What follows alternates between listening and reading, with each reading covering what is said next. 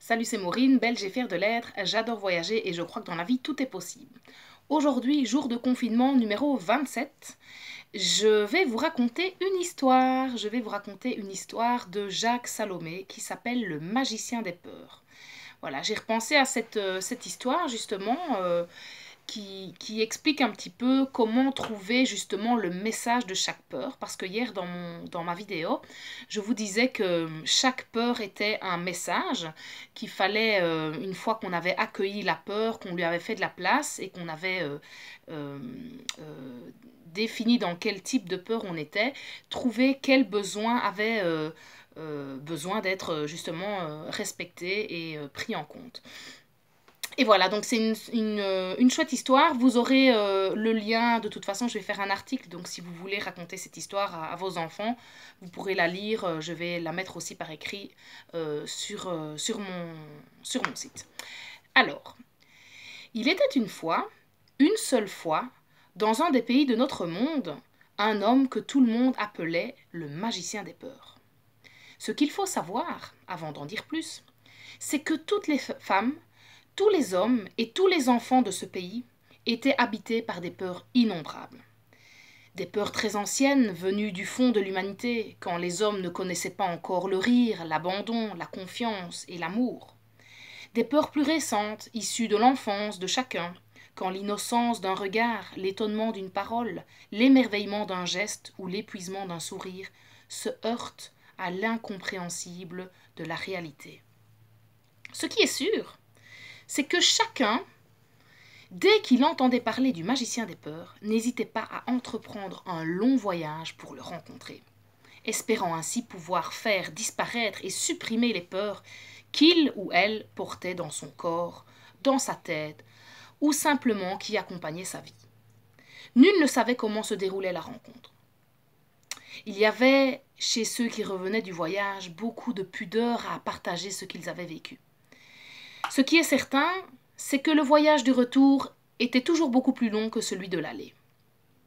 Un jour, un enfant révéla le secret du magicien des peurs. Mais ce qu'il en dit parut si simple, si incroyablement simple, que personne ne le crut. Il est venu vers moi, me raconta-t-il, m'a pris les deux mains dans les siennes et il m'a chuchoté. Derrière chaque peur, il y a un désir. Il y a toujours un désir sous chaque peur, aussi petite ou aussi terrifiante soit-elle. Il y a un désir. Sache-le. Il avait sa bouche tout près de mon oreille et il sentait bon le pain d'épices, confirma l'enfant. Et il m'a dit aussi, nous passons notre vie à cacher nos désirs. C'est pour cela qu'il y a tant de peur dans le monde. Mon unique travail et mon seul secret, c'est de permettre à chacun d'oser retrouver, d'oser entendre et d'oser respecter le désir qu'il y a en lui sous chacune de ses peurs. L'enfant, en racontant tout cela, sentait bien que personne ne le croyait. Et il se mit à douter à nouveau de ses propres désirs.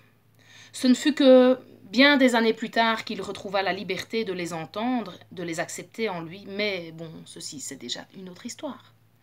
Cependant, un jour, un homme décida de mettre le magicien des peurs en difficulté. Oui, il voulait lui faire vivre un échec. Il fit le voyage. Il vint auprès du magicien des peurs avec une peur qu'il énonça ainsi. « J'ai peur de mes désirs. » Le magicien des peurs lui demanda. « Peux-tu me dire le plus terrifiant des désirs qu'il y a en toi ?»« J'ai le désir de ne jamais mourir, murmura l'homme. En effet, c'est un terrible et fantastique désir que tu as là.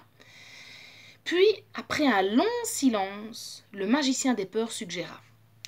Et quelle est la peur qu'il y a en toi derrière ce désir? Car